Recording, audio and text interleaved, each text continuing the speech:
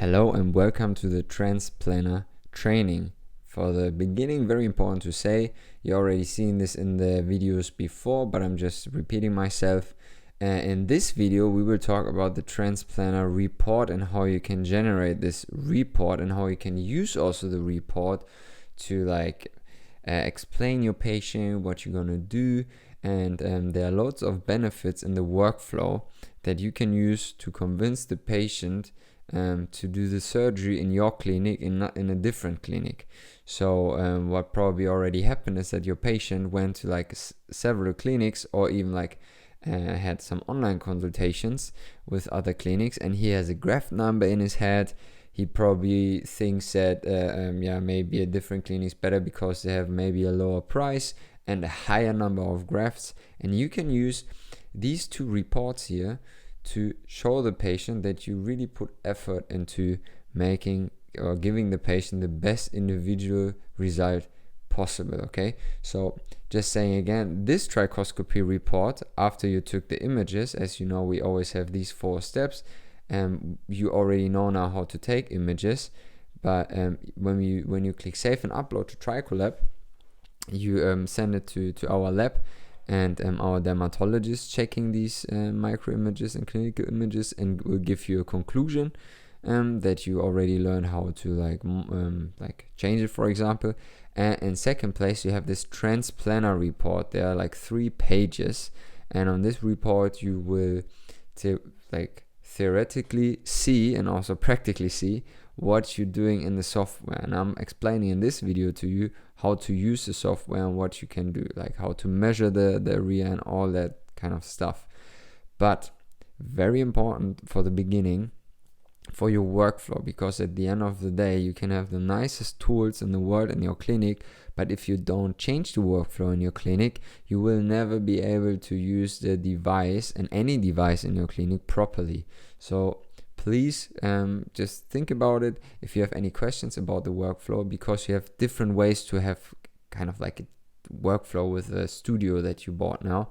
And for example, you can first take the images and invite the patient just to take images if he's closer to your clinic. You can even invite them 15 to 20 minutes before the real consultation. But we can talk about this kind of stuff if you want to in another call, or you can just write down your questions. But again, make sure that you really use the device even when I'm explaining how it works, because the workflow will be key to really make use of the device in the future. So like I said, we are talking about now about the Transplanner report, and the trichoscopy report you will receive after you took these images after 5 to 7 days, and the Transplanner report you will get immediately. So I'm your patient, you taking the images, and I'm getting this report, like this report here, on the same day. So I'm leaving your clinic not with empty hands and maybe a price and a graft number in my head.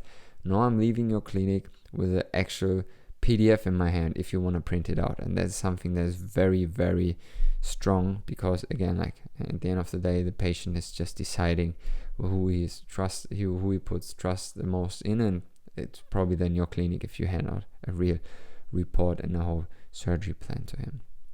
So like I said, you already took the images and you took your test images, and for the future you also want to know how you can use it. So like I said, at the end of the images, you can always click on save and upload to TrichoLab. And for the beginning, we will talk about in the future, you will first of all just use save and upload to TrichoLab. If you click on save only, you can also, instead of waiting 15 to 20 minutes, just analyze the pictures yourself. And sometimes some stuff needs longer, some stuff is a little bit faster, but we will talk about this one in the future. Just let's focus first of all into save and upload to TrichoLab, because with this way you also receive the trichoscopy report, and we talk about the save only later on. So like I said, always click on here, and then because probably you already want to check after you watch this video how it really works. And what you can do is you click on examination list, and in the examination list, even when you took, for example, I'm your patient tomorrow after you watch the video, and you take the images of my scalp, and then you have to wait 15 to 20 minutes that you will receive the status that you need. I will explain to you what I mean. But you can also just click on examination list and have your test patients. But let me just explain it shortly. So when you click on it, you will see always 6 statuses, okay? You will see processing, image QA, auto analyze, statistics QA, statistics done, and diagnose. Before I'm explaining these 4 to you, you can see what they mean. You just can stop the video and you read what is saying there. But for you, very important is just statistics done and diagnose. Statistics done is important because then you can really start the software, because it means that that we already checked all the images that you sent to us in the 15 to 20 minutes, and you can click on the patient and you can start the software that I'm going to explain to you in this video. And diagnosed, like I already explained in other videos, of course takes some time, as they're like real dermatologists checking these images, and it takes 5 to 7 days. So what you when you see this will be probably on your test patients, so you can click on them, and that means that you can of course use the Transplanner too, because without statistics you can't diagnose. So statistics done is a step before diagnosed. And you can also download obviously the report in the lab account, but I already explained to you in the feedback of the test patients. So what you want to see is these 2, and very important, if you see one of these 4 and you think like, oh Jesus Christ, how long does it take, just wait a couple more minutes and it will be statistics done soon, as your clinic is a fast processing clinic. But yeah, like I said, just focus on waiting for this statistics done, do a double click on the patient and you can start. So these 2 are the main things that you want to see. Now when you click on patients with a double click, you of course, like I already said, want diagnose or statistics done. And but before, again, like I said, when you see one of the other 4 that I said are here, then you can also just wait a second, give the patient a coffee, and just like I said, invite the patient a little bit earlier just to take the images, and then you can start.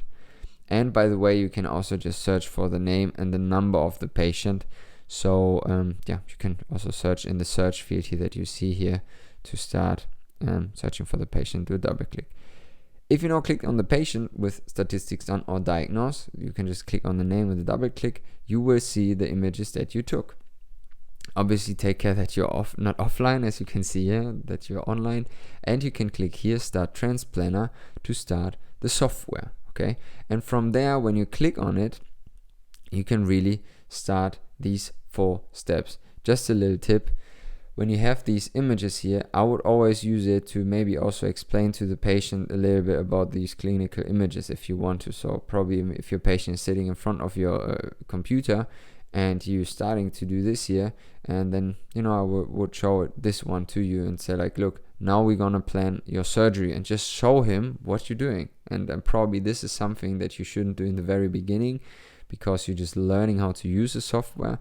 But at one point, and lots of clinics, some staff or some doctors, they're like so good with the software, so they're just kind of like planning the surgery in front of the eyes of the patients, and they say that they really win much more patients because they don't say anymore like, hey, but another clinic told me, or I was I don't know, in a consultation with another clinic, they said 5,000 blah blah. They just trust you, they listen to you, they trust you. They ask just at the end of the day, maybe in best case, when can I have my surgery, and they don't ask like all these other questions because they don't trust you. But we can talk about this later. So what you do now, you click on the name, you click on start Transplanner. You have 4 steps. You have the calibration. In the second step, you have to measure the size of the recipient and donor. In the third step, you can check all important statistics, for example, that there's no contraindications or anything for the surgery. And in the fourth step, you can make use of the cumulative hair thickness to explain your graft's decision to your patients. But I will explain everything to you now step by step. So always after you click on Start Transplanner, you need to do the head size measuring. So how you do it in the calibration, you just move the markers that you see here in orange to the end of the scalp. As you can see here, it's not the end of the hair, it's the end of the scalp. So of course you just need to guess a little bit where the head is. So for example, in my case, because you already touched my head, you can see, okay, this won't be probably the size of my head. This is a little bit more my hair. So just go a little bit deeper into the hair area. So this will be my scalp, and then you will just click on next image, and you just do it for the next image. The only thing that you have to take care of is what should actually attach the scalp, right? So when you say like, please put the markers at the edge of the scalp, where, with what? You know, should you do it with a circle, with the arrow here, or yeah, with what? And what you should do is actually use the center of the calibration cross, and this is to put at the end of the beginning of the scalp. So when you see the laser pointer, this should be at the edge of the scalp. Okay, not this here, not the circle, just the middle here should be at the edge of the scalp. And that's the only thing you have to take care of. And this is what you do with every single marker. And when you did this for every picture, you just clicked every time on this orange button here, you can start planning, and then you already had the first step done. Now we have to measure the size of receipt and the donor area. And how you can do it, to explain in a little bit easier way, is you can really use, when you see the laser pointer here, these blue dots in the blue from the blue fields. So you can just click on the blue dots, keep it clicked, and then just move them. Okay, and there's some tricks that I'm going to explain to you. So first of all, you can of course turn off and on some areas with the checkboxes. The checkboxes are between picture and the area name. So for example, I'm just going through it. In my case, that's actually me. I know, like, I have a very far Norwood scale, and I already had 3 surgeries. But what you can see, my temples, they already had a surgery, and for example, I'm happy with it. I know that my donor is not as strong anymore, so probably if I want to have another surgery, I should have it in vertex and the frontal area, but obviously not anymore in my temples. But yeah, that's just one tip. So what you can do is actually you just click on this checkbox here. There's between the image and the name of the area, and you just click on it, and you don't need to measure the size of the temples anymore. Just saying. But yeah. So what is important to take care when you measure the size of the vertex area? The only thing that you should do is, first of all, you show the entire area with obvious AGA, so obvious hair loss here, and the vertex is always round and ends in the front with a square. Okay, so always like this. So what you can do, you can move these dots if you want to, but always take care that this is a square, and that's it. Okay, you can move these ones a little bit more if it's a bigger area, because what you will see, of course, we have an artificial intelligence, but you always need to adjust this field. Okay, so you always put the field on the area that has hair loss. Pretty easy, right? If you have any questions and you test it on your test patients, then just write them down and send the questions to me, or just schedule another video call with me. In the second step, in the temples, you do always 3 things. So first of all, you use these dots here, so this dot, and this dot, and you draw the current hairline. So you take it, you move it here to the edge. In my case, of course, I already had a surgery, but you use this one to go in the edge, and now you see why it's so important to use this comb here to put it into the hair, because if you wouldn't and the hair would be like in the face, you couldn't measure the area. So here's probably the best example why it's so important for the clinical images to use this comb. Okay, but I could already see that you did it. Just put it on the table and always use it for patients with temples, and then you can measure the areas. So what you do, like I already said, in the first one, the first place, you draw the current hairline. So you just go in the back with this dot, and this dot. Just imagine I didn't have the surgery that you can see here now with the hair. And then you find in the second step, so you already did it now here. That was my old hairline in my case now, but this is still my current, would be if I wouldn't have a surgery. And in the second step, you find the middle of the face with this part here, okay, and that's pretty important. So you use the nose, for example. So you look at the nose and you're like, okay, here's the middle of the face, or you'll use the forehead shadow that you can see here, just to put the hairline here, the middle of the face here. And when you say like here, but I want to do the temples obviously also on the other side, of course, we always overlap them. So if you do it on the left side, we of course also do the same thing on the right side. And then you also just mirror the new hairline. So you take this dot, this dot, this dot, and you just mirror the new hairline. So, and then you have the size of the temples. Again, in the beginning, if you have any issues, any questions, just write them down and we will answer them, or I will answer them, or our team will answer them. But it's just important that you start using the device this way, and then if you have any questions, just write them down, reach out to us, schedule a call, and we will explain it to you. But these are the 3 steps. So you draw the current hairline, you find the middle of the face, and then you mirror this hairline with these dots, and you have the size of the temples that you want to put hair in. In this case, I already explained it to you. You can turn off the temples in this area, but I already said it, so we can keep moving. And now we start to measure the area where we will harvest the hair. So what we're gonna do is we measure the safe area. Obviously you and your doctors, they know, but in the right line, that is this line here, okay, this line here is perpendicular to the back of the head area. So this is the only thing that you have to take care of. And in occipital, obviously you just measure the safe area. So in my case, actually this picture is like 3 years old. Now already my occipital area is a little bit lower. So always take care, but I mean, I don't need to explain to you how to measure a safe zone. But that you do it here, and obviously also here that you take care that it's also here straight. Okay, and then here you can obviously just do it smaller or bigger, however you want to harvest the hair. And we already had the second step done. So let's look at the third step and how we check all important statistics. Because now we will focus, after we focused on measuring on the left side, we will focus on the right side.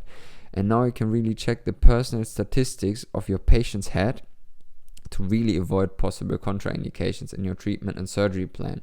There's so many things that you as a doctor or you as your staff can take care of before you start selling a surgery or start selling treatments. And you can use all these statistics here, and please look a little bit deeper into it. I'm not explaining in this video everything step by step, but if you want to have it, you can also receive it. But obviously in this case you can really use these statistics to check what's possible with the patient. Okay, and I will show you what I mean. So the goal will be that you learn to work with the numbers. So these ones will be graph calculation, we'll talk about it in a minute, but all these ones here for yourself, obviously. So that means that you just check them, for example, that you see the average hair shaft thickness. What does it actually mean in every area? For example, how you could use it is, I will explain this actually in the next slide, so just let me not always explain what's happening in the last slide. But I will explain to you in a minute. But of course, in front of the patient, okay, that's here the second one. And in front of the patient, I wrote here, your hair loss patients will love it. I'm just telling you as a hair loss patient since I'm 14, I'm 30 years now, that what always got me was when a doctor or a clinic was really trying to explain to me what is going on my scalp, okay? And this is how you can do it. So you can put me in front of this device, or you just do it already before and you generate the report. I will show you how it works in a minute. But you know, when you can work with these numbers and you can say a little bit about it, your patients are going to be so happy. Even if some don't understand it, they just want to get a feeling that you really try to give your best to get the best possible result for them and individually. But yeah, that's another point. So now, how is the distribution, for example, as some examples, how to work with the statistics, like I said, how is the distribution of the follicular units in the donor area? So what you can do is, you check the number, we are here now, of follicular units, and you have the single, double, and triple and bigger follicular units. The donor is obviously temporal and occipital, and I'm talking then about these numbers here. And for example, what you see is that I have 49% triple and bigger follicular units. That's, okay, I would say. You will see in the future when you see more of these numbers. I already seen patients that just have like 10%, for example, triple and bigger follicular units, and you directly know then that, for example, in order to, like, when I'm shortly going back, to cover the vertex area here, of course you need lots of triple and bigger follicular units to really cover the scalp, right? And if you see a patient with the statistics, when I'm going back here for this question, that has like, I don't know, 10% of triple and bigger follicular units in average in his donor area, and also in his temporal area and occipital area, as you can see here, then you can tell the patient, if you want to, look, we will do our best, but your individual like hair is really not the best for the surgery, and so on.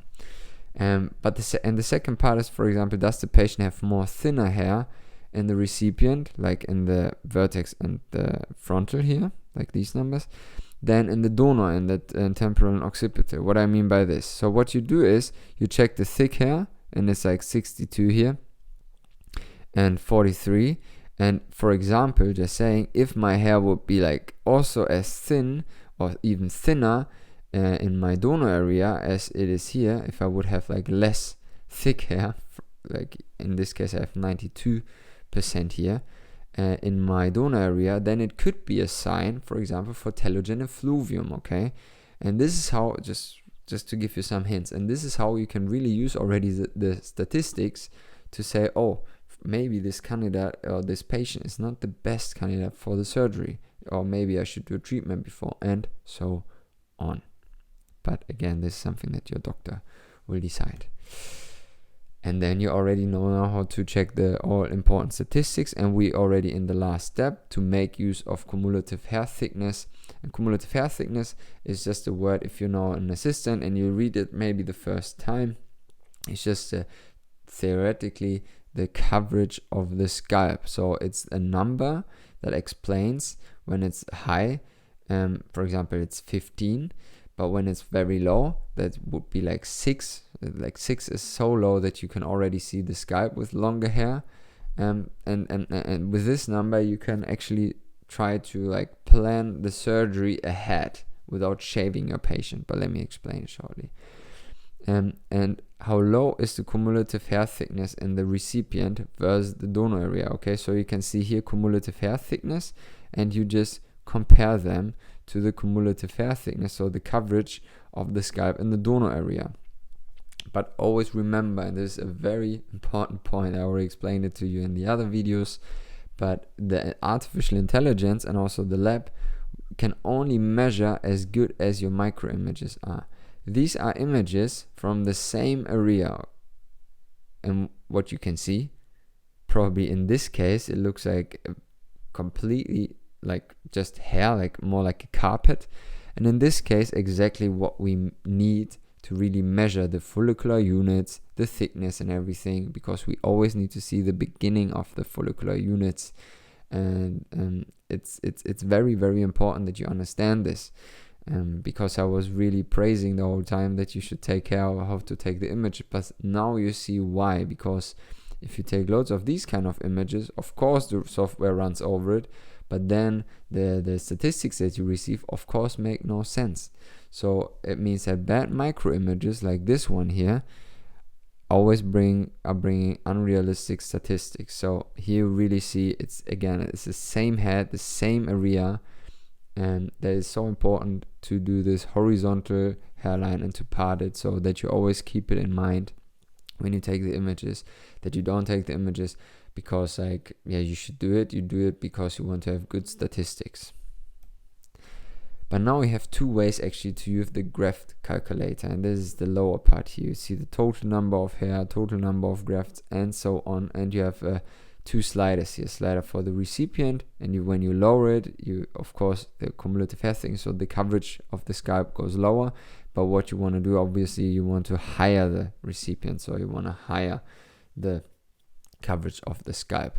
And when you move these, you will see it. You just play a little with the software. You will see here for the harvesting, that's this number here, the number will be higher. But you have two ways now to use it. So the first way is you already know the right number, but your patient has already heard and seen a couple of graft numbers in his case. So for example, there's a patient and you maybe see already his statistics, like I explained to you before. You see, okay, he has enough triple and bigger follicular units to maybe cover his vertex and so on. And you know exactly, okay, maybe with this kind of patient, when you have lots of experience, you can harvest like a specific number because you already had tons of these kind of patients. But your patient is sitting in front of you and thinking like, I don't know, I want to get like 5,000, 6,000, 7,000, I don't know. And you can use then the software to just move the slider there. We'll explain it to you in a minute, and just say, look, and print out the report and say, look, this is your surgery plan, not just in my head, also objectively planned. And then you can also just like avoid these typical missing trust questions of the patients, because they already talked probably to 5 other clinics. The second way is you are unsure because your patient is a difficult surgery case. For example, the patient already had some surgeries, or the patient maybe, for example, is not taking finasteride, it's not taking anything else. So you think like, maybe I have to take care of, because maybe it looks like in his family history that his hair will fall out even more. And you're not 100% sure how to plan the whole surgery with him, and you just want to make sure that you maybe don't go too aggressive on him. So you can also use it that way. Okay, so you want to measure an accurate number as possible in the first consultation without over harvesting. But let's focus on the first one, and then on the second one, and then we're actually already done.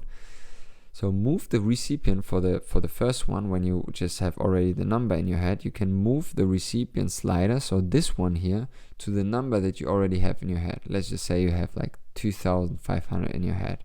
So you move the slider so long, and you check this number here in this blue field until it's at the number that you want to have.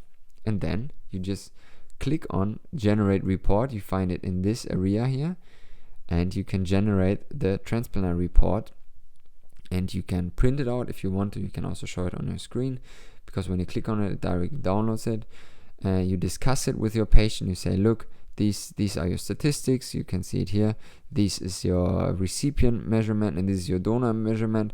And you can hand it out to him. You can even write comments on it if you want to. You can, like I said, print it out, show it on your screen, and you can just do your normal consultation, but with more proof, right? So instead of just explaining a patient something and he can't really see, and putting a mirror in front of his face and maybe painting it even on his skin, you can also use this objective calculation to make him trust you.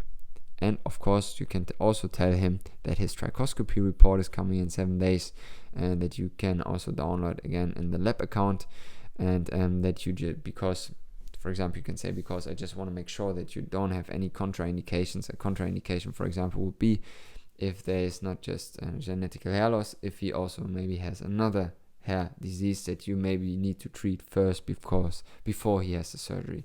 But this is all what you can tell him. So you hand out, if you want to, this Transplanner report to him, and you also let him come or send it via mail, his trichoscopy report, and say, hey, you don't have any contraindications. So maybe if you already planned the surgery date, you can just approve it. But if this is again a workflow topic, if you have any questions about the workflow, you can again reach out to me and we can talk about this one. But if you, for the second place here, you are unsure because your patient is a difficult surgery case and you want to measure as accurate as possible to avoid over harvesting, then you can do following. You always have 3 steps to calculate a safe number of grafts. Safe means without over harvesting. And what you are doing is, first step is, you look at the cumulative hair thickness in the temporal area. So temporal is here, cumulative hair thickness is here, you go here. So in this case it's number 9. Again, in the future you will see what 9 means. The lowest is actually 6. You shouldn't go lower than 6, but again, you will see this in the future. Let's just say you have the number 9, then you slide the recipient slider, like this one, as far as possible in the direction of the cumulative hair thickness in the temporal area. So we set 9. So you move this slider now to the right, to 9.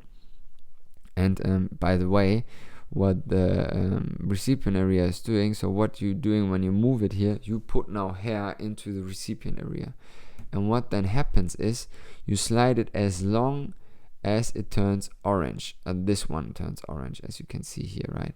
And when you see it turns orange, you just slide a little bit back again, so right before it turns orange. And then this is the safest number of grafts, like the safest way of doing the surgery without really over harvesting, and just be as safe as possible. And this is what you can tell the patient, for example, when you tell him, look, maybe you already had some surgeries, maybe we want to see what happens in the future, maybe you take finasteride, maybe you do some more treatment, so let's just do first a small surgery and then see how your hair loss or hairline is receding, so we have enough for the future. And this is how you can do it without, like I said, over harvesting. And actually now have fun, because really every hair loss patient deserves the best possible assessment before a hair treatment and surgery. Use the Transplanner report, just do what you've seen now in the video, write down your questions and reach out to me if you have any, because first of all, it's very important. It's like kind of like doing your driving license. You just need to use it, you know how it works, but probably in the future we'll see, there's some things maybe I don't exactly understand. Write these questions down and send me an email, and I'm sure soon you will have the most effective consultation device for the first consultation in your clinic. Have fun, have a nice day, evening, whenever you listen to that video, and see you soon. Bye bye.